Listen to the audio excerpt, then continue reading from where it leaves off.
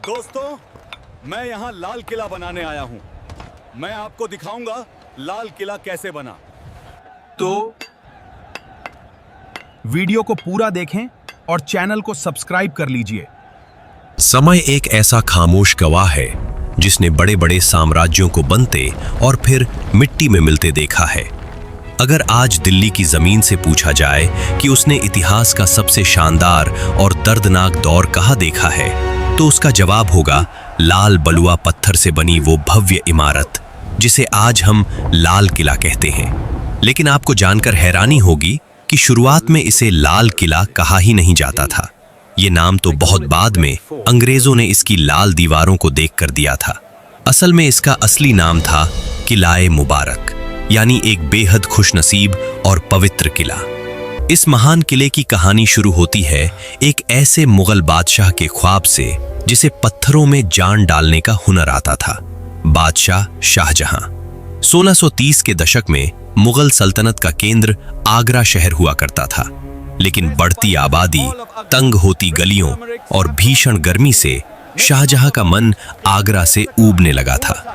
वो एक ऐसा नया शहर बसाना चाहते थे जो उनकी कल्पनाओं सा सुंदर हो। उनकी ये तलाश यमुना नदी के किनारे दिल्ली आकर पूरी हुई। 1638 में उन्होंने आगरा से दिल्ली तख्त बदलने का फैसला किया और शाहजहानाबाद, आज की पुरानी दिल्ली की नींव रखी।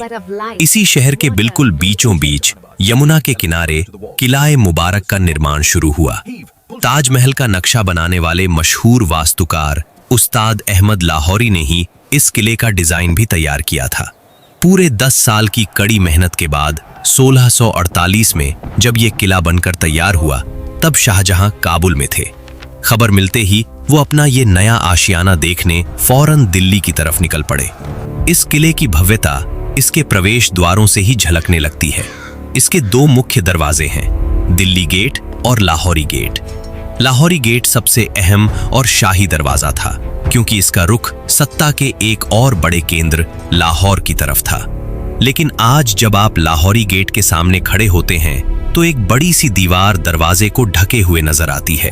ये दीवार शाहजहां ने नहीं, बल्कि उनके बेटे औरंगजेब ने बनवाई थी। औरंगजेब का मानना था कि सुरक्षा के लिहाज से किले के अंदर का नजारा बाहर से किसी को नहीं दिखना चाहिए। जब आगरा में कैद शाहजहां को इस बात का पता चला तो उन्होंने भारी मन से एक खत में लिखा था कि औरंगजेब ने किले की सुरक्षा नहीं की, बल्कि किले रूपी दुल्हन के चेहरे पर घूंघट डाल दिया है। इसीलिए इतिहास में इसे घूंघट वाली दीवार भी कहा जाता है। और यही वो ऐतिहासिक दीवार है जहां से आजादी के बाद 15 अगस्त 1947 को पहली बार तिरंगा फहराया गया था। लाहौरी दरवाजे से अंदर कदम रखते ही एक अलग ही शाही दुनिया खुल जाती है।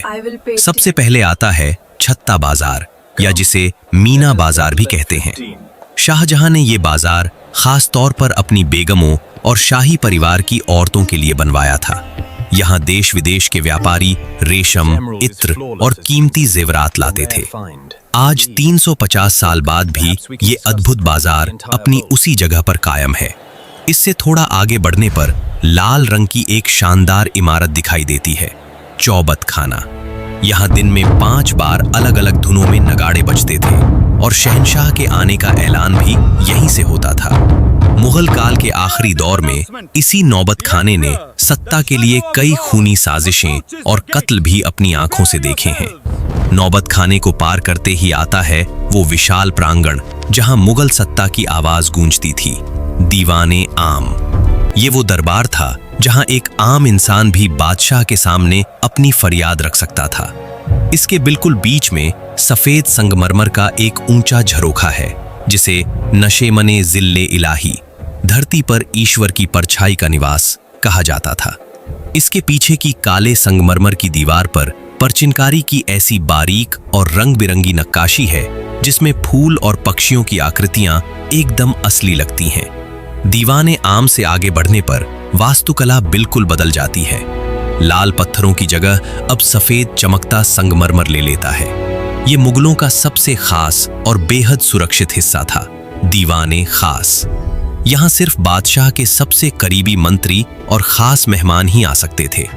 किसी दौर में इस महल की छत ठोस चांदी की थी, और दीवारों पर सोने का पानी और बेशकीमती रत्न जड़े थे। इसी महल के बीचों बीच रखा जाता था मुगल सल्तनत का सबसे बड़ा गुरूर, तख्ते ताऊस यानी मयूर सिंहासन। करोड़ों की लागत से सोने, चांदी और हीरों से जड़े इस सिंहासन में ही दुनिया का सबसे नायाब हीरा कोहिनूर जड़ा हुआ था। जब बादशाह अपने शाही लिबास में इस तख्त पर बैठते थे तो पूरा दीवाने खास रोशन हो उठता था। इसी जन्नत को देखकर महान सूफी संत अमीर खुसरो की वो मशहूर पंक्तियां इसके मेहराबों पर लिखी गई थीं। अगर इस धरती पर कहीं स्वर्ग है तो वो यही है और बस यही है।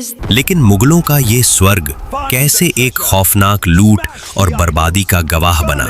दीवाने खास की चकाचौंध के बाद आइए लाल किले के उस हिस्से में चलते हैं जो मुगल बादशाहों का अपना निजी स्वर्ग था। इस्लामिक वास्तुकला की खासियत ही बहते हुए पानी और बाग बगीचों में बसती है। शाहजहां ने इसे सच करने के लिए महलों के बिल्कुल बीच से एक शानदार नहर का निर्माण करवाया, जिसे नहरे बहिश्त यानी स्वर्ग की नहर का नाम दिया गया। यमुना नदी के पानी को एक खास इंजीनियरिंग के जरिए किले में लाया गया था। जब ये पानी संगमरमर के महलों और फव्वारों के बीच से बहता था तो दिल्ली की चिलचिलाती गर्मी में भी पूरा महल एक प्राकृतिक एयर कंडीशनर की तरह ठंडा रहता था। नहरे बहिश्त का पानी सबसे पहले जिस खूबसूरत इमारत से होकर गुजरता था वो था रंग महल।